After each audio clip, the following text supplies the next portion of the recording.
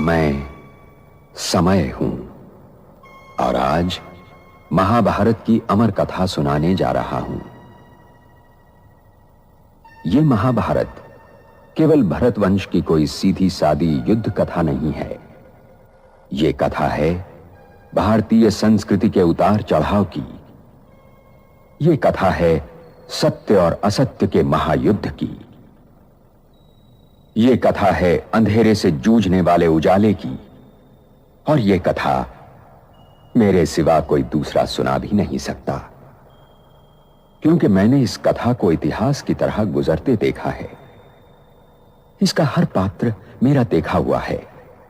इसकी हर घटना मेरे सामने घटी है। मैं माता पिता, मैं ही बालक।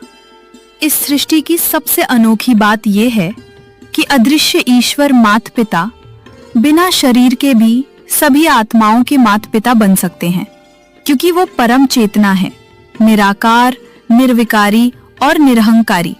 यही हमारी परम रोशनी है जो समूचे भटकाव अनगिनत माता पिता के बंधन से छुड़ा देती है। जब हम कहते हैं तू माता पिता हम बालक तेरे, तो वह कोई भजन मात्र नहीं, एक गूढ़ आत्मिक स्थिति है। इसका अर्थ है हम आत्माएं उस सर्वोच्च परम पिता की संतान हैं जो हमारे भीतर माँ की ममता, पिता की सुरक्षा, गुरु की शिक्षा, बालक की मासूमियत और सखा की संगति सभी कुछ समाहित कर देता है। एक आत्मा जब आंतरिक ईश्वर से जुड़ती है तो वह खुद में पूर्ण परिवार बन जाती है। वो आत्मा कभी माँ बन जाती है जो दूसरों को ममता दे, कभी पिता बन जाती है जो नेतृत्व करे, सुरक्षा दे, कभी बालक बन जाती है जैसे कृष्ण, चंचल, निर्मल, भोला। वो पूरी गीता को जीकर सार रह जाता है। और कभी जगत जननी बन जाती है जो सबको पालती है, सहेजती है, राह दिखाती है। वो ही शिव ज्योति है जो अंदर की रोशनी जगाती है। वो इतनी साहसी है कि कीचड़ में हाथ डालने में भी गुरेज नहीं करती, जैसे कमल पर विराजमान होकर आंतरिक वादियों में खुशबू फैला दे। उनकी साक्षी स्टेज का तो जवाब ही नहीं।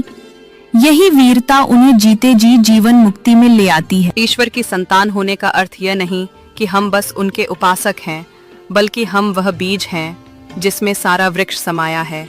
हम विश्व संरक्षक सागर से निकलने वाली हमारी मातृत्व शक्ति सागरिका साथी हैं, यानी कंबाइन।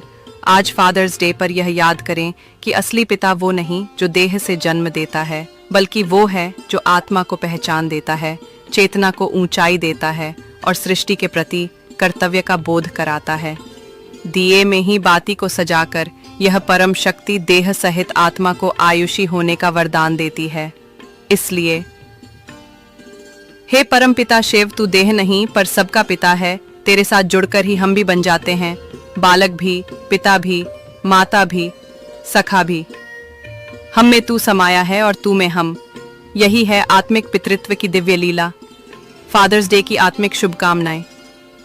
ये दिन विशेष नहीं होना चाहिए, अपितु हर आत्मा अपने भीतर हर समय परम पिता की झलक देखे और उसी ज्योति से पूरा संसार उजागर कर दे। मैं ही दुर्योधन हूं, मैं ही अर्जुन और मैं ही कुरुक्षेत्र।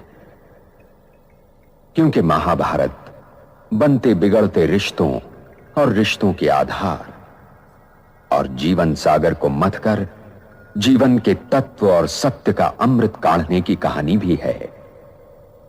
और ये लड़ाई हर युग को अपने अपने कुरुक्षेत्र में लड़नी पड़ती है, क्योंकि हर युग के सत्य को वर्तमान असत्य से जूझना पड़ता है। और जब तक मैं हूं, यह महायुद्ध चलता रहेगा और मेरा कोई अंत नहीं। मैं अनंत हूं। इसीलिए यह आवश्यक है कि हर वर्तमान इस कहानी को सुने और गुने, ताकि वो भविष्य के लिए तैयार हो सके।